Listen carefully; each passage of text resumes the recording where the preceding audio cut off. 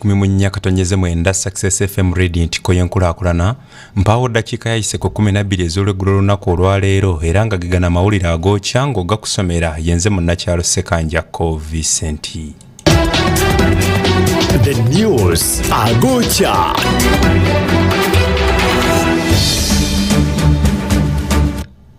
Lyentandise nalyo liranamutikwa w'enkuba afudde embye mu bitundu by'Etteeso alese abayo nga bafumbya miyagi oluvannyuma lw'okusanyawo amayumba gaabwe ebirime n'entindo ekireesewo okusenyala mu by'entambula.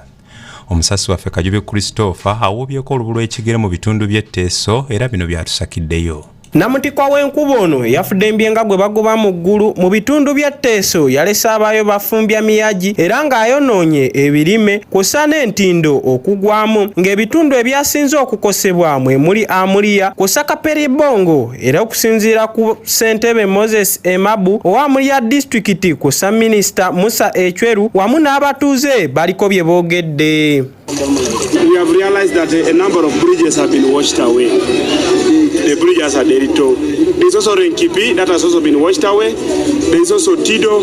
Even just this one, that was commissioned by Madam Kadaga, the Minister of State in charge of East African Affairs, has also been washed away. That is the unfortunate bit in Amuria. Is overfloating. No way of the children to go to school, and the women who want to take the children there to the hospital. There is nowhere to pass. After this water, because it makes 3 days when it is over, then you pass. Or if you want to go, you go a long route after Muria, then you pass this way. Oh, Balanga side. Recent rains have been too strong. I have just, before I came here, I've been in a dam called Dojonai, which government sank so much, the Minister of Agriculture. But the dam is threatening to collapse because the floating vegetation has threatened to block the breathing part of the dam. So I've just taken engineers there to start working on the dam. Now, engineers cannot also sometimes defy the forces of nature. Nature has its own way. Remember, I'm a former minister of disaster management. There are things where there's the level where engineering and science can reach, beyond which when God says, I'm going to now show you the power of nature, everybody humbles themselves, including the best scientists.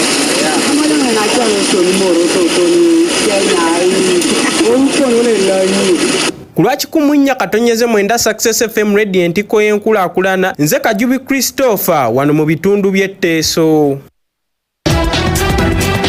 The news agokya.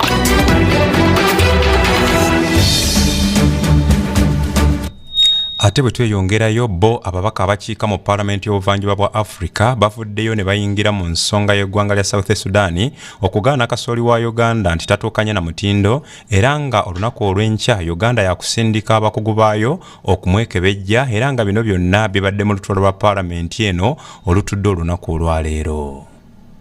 The steps that we've taken, we tried our level best to wait for South Sudan to take a step and test use their testing equipment to disapprove that Ugandan National Bureau of Standards had given them fake goods, but that has not come out. And the report that they brought that they had tested, we asked for a copy of that report. The Republic of South Sudan up to now has not given us a report or any copy of the testing that they have done. So, Right Honorable Speaker, I want to state that because of the ping pong that was played at the border and the very several meetings that we have held with no response, we had to engage the head of state. Our head of state has been engaged and he has taken a step, communicated to the President of South Sudan, and they've agreed that all the trucks that are at the border, that are deep in their country, be brought in the no man's land. 2 teams be set, one from South Sudan and another one from Uganda, to go and witness a verified committee for The news agokya.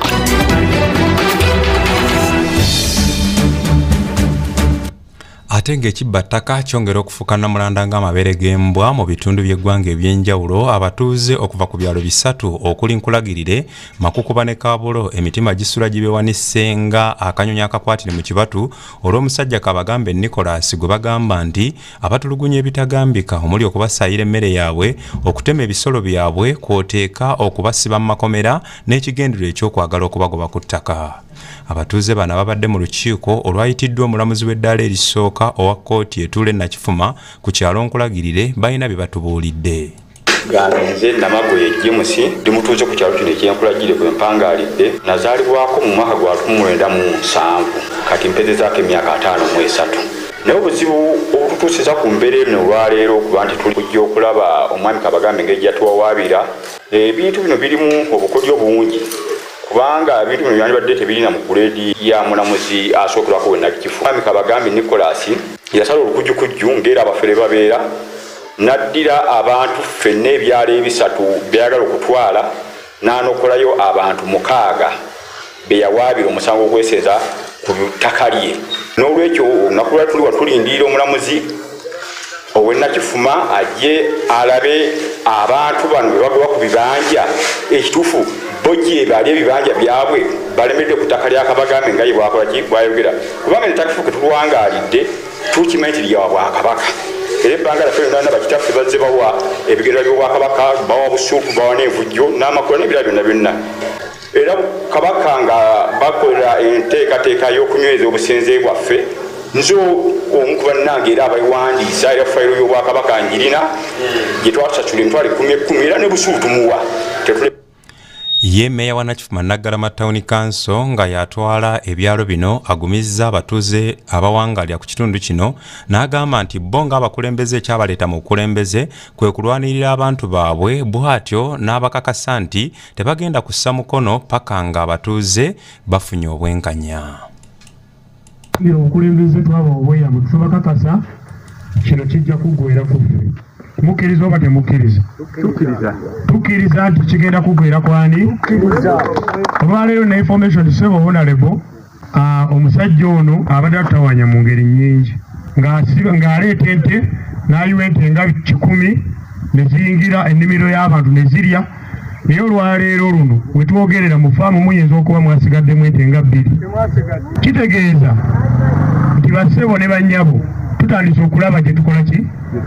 Wabanga atandise zijjako kitegeeza tulwana olutalo nga tumanyi nti tetukya emmere tezikyajja kulya mmere yaki. Kati balina engeri gye bakozesa obukodyo obwoti. Olwaleero ekazi 3 omulamuzi w'e Nakifuma bwe bazivaluwinga aba ayingira butereevu muki, kubanga ojja kwewuunya tuwoza square mile ya ttaka na kusoba. Naye baleese akakodyo akalala nti katandika obba kutulangako bu ekazi buno tuwozenga n'abo ate tuddemu tukutula awalala era tuwozenga ne baluwa. Bo ababaka abatwala ekitundu kino omuli omubaka omukyalo wa disitulikiti y'e Mukono Anifa Luswata kwoteeka n'omubaka akiikirira ekitundu ky'e Nakifuma mu lukiiko olukulu olw'eggwanga Honorable Simbwa Fred Kaggwa nga naye yeetabye mu lukiiko luno asabye Kabagambe ne Buganda Land Board bakkaanye abatuuze bamanye Land Road omutuufu basobole okusigala n'emirembe naddala nga bali ku ttaka lyabwe. Abakolako effujjo si wano wokka ku kino ekyalo n'ekyalo ekiddako eky'Emakukuba n'eky'Ekaabulo bonna bano abatuuze kwe bali abamu abantu bafudde n'okufa ng'ekibatta mwami ono ajja n'abakolera amayumba n'okubatiisatiisa bamanyi n'okujja n'emmundu ekiro mu nyumba ng'abantu beyita ab'amagye era ye solution gyengenda okubateekako nti aclaiminga for only 3 acres ate ekitakkirizika nti omuntu okuva eri mpaka eno mwami Jimmy gyali nti ziri eka 3 kati bano bakojjange bano bonna awo wonna olaba kino ekibangirizi paka Kaabulo paka mu Kisenyi eri era bwe tuba kisoboka tusobola okutambulawo ne tugenda ne twetooloola bwetuti ne tudda paka wa konna kuliko emmere yaabo watali bantu we balimira kati yenye njagala mbuuli eyo emmere omuntu abeera atya nti no okuva eri waggulu Ye omulamuzi wa kkooti ento ey'e Nakifuma oluvannyuma lw'okulambula ettaka lino n'okwogera n'abawawaabirwa abategeezezza nti omusango gwabwe gugenda kuwulirwa ng'ennaku z'omwezi 13 omwezi guno gwennyini ogw'omusanvu omwaka guno era nga kkooti lwegenda okuwa ensala yaayo ku musango guno. The News Agocha.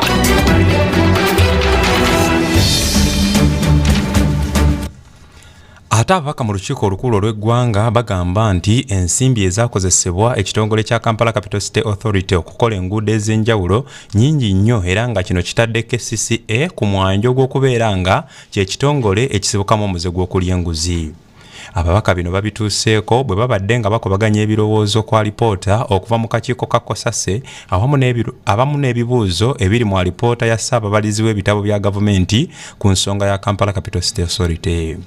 Joel Ssennyonyi nga ye ssentebe w'akakiiko ka Kosase alina by'annyonnyodde bwe butuuse ku nsonga eno.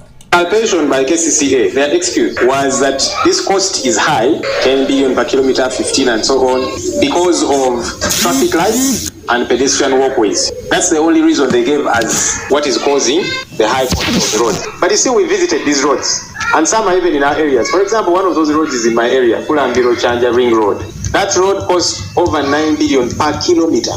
Not the entire road, per kilometer. It has no traffic lights. Okay? The pedestrian walkway there is the small one and doesn't cover the entire. So I told them that excuse does not apply here because you're saying traffic lights and pedestrian walkways. And even the others that we visited, that excuse did not apply. So it was not about the layers and so on.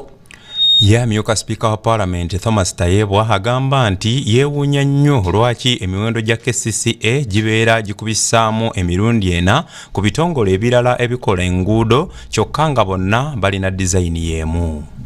The same design, with the same rights, with the same walkways, cost times 3, times 4. A road in Masaka, a road in Soroti, a road in Baraka. There's a problem somewhere, very, very big problem. And we have to tackle it head on. Whether it means us first holding on some roads, whether it means urging the minister to go and even talk to these donors. We have to look into it deeply. I'm telling you, it's a shame. There's no way we will defend this before people. There is nothing special even with these roads in the city. They are not that complicated. People are conniving in each and every way. It's painful. The news Agocha.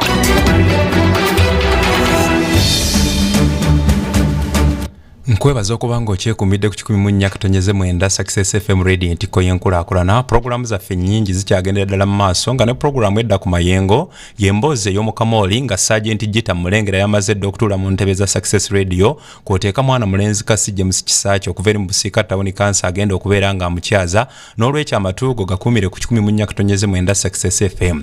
Nyongera okujjukiza nti ekitongole ekikulu eky'amawulire kigenda mu maaso n'okuteekateeka amawulire agookya okuva mu basasi baffe ab'enjawulo mu bitundu by'eggwanga byonna era nga tugenda kuba nga tugakutuusaako mu bujjuvu ku ssaawa zigenda kubeera 3 ez'akawoza masiga. Mbaagaliza akawungeezi akalungi nze munnakyalo Sekanjako Vicent mubeere bulungi era mweraba. Success FM. The best inspiration. 104.9 Success FM.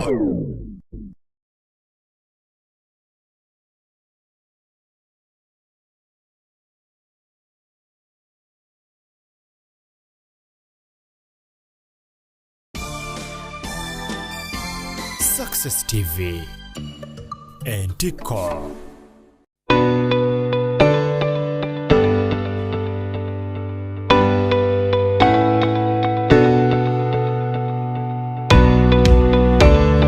Amidst any crisis, however fearful it may be, however shaking it may be, I want you to remember this: never be afraid.